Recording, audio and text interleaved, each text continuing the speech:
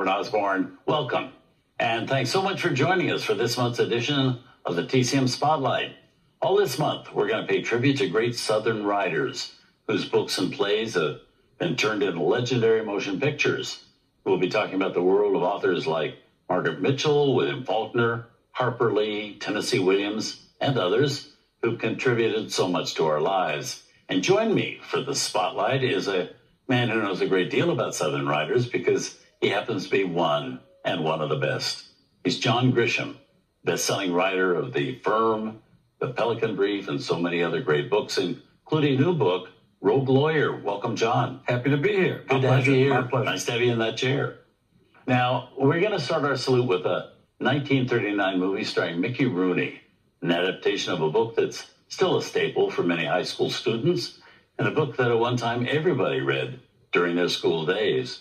I speak of Mark Twain's The Adventures of Huckleberry Finn. Now, tell me first about Southern writers. What makes them so special? They tend to write about where they're from. First of all, they're hung up on history. They're hung up on race, conflict. And you take almost any place where there's been great suffering, tragedy, and you're going to have great fiction. You know, the conflict leads to a lot of wonderful stories. And also, I'm from Mississippi, so people always say, why do so many writers come from Mississippi?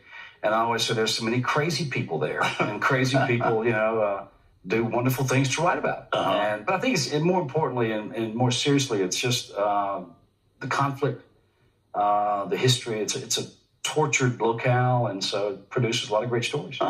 Good logic. Yeah, yes, I don't know. Could be something in the water. So William Morris said, "There's something in the water." Well, how do you feel about Mark Twain as a writer and this adaptation of Huckleberry Finn? I discovered Mark Twain when I was 12 years old.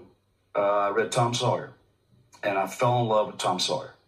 And I actually formed a street gang. It was a Tom Sawyer gang. We didn't do anything bad, but we tried to cause trouble and got a little bit of trouble. But that was a Tom Sawyer club. We were always up to mischief, just trying to be like Tom Sawyer. And then when I was 13, in the 8th grade, the teacher, Mr. Smith, made us read Huckleberry Finn, which is, it's a great story to read when you're 13. You need to read it when you're 25, again, to realize how serious it is. Hemingway said all American fiction begins with Huckleberry Finn. And it's a much more serious book than it is when you first read it, but a great story. And do you like this adaptation? Wonderful, yeah. It's a very, very young Mickey Rooney, and the characters are all there, the story is there. It's faithful to the plot. And as a writer, and I've had a few books adapted. Really, all you can ask for when you sell your film rights, you give the book to somebody else. You just hope that they're faithful to the plot, to the basic plot. Changes have to be made, tons of changes and all that, but you hope you recognize it when it comes out. And I've been lucky. And this is a very good adaptation of Mark Twain's story. Well, let's see the movie. Here it is with Rex Ingram, Walter Conley, and William Frawley. Good old Fred Mertz of I Love Lucy. It's MGM's 1939 adaptation of Mark Twain's The Adventures of Huckleberry Finn.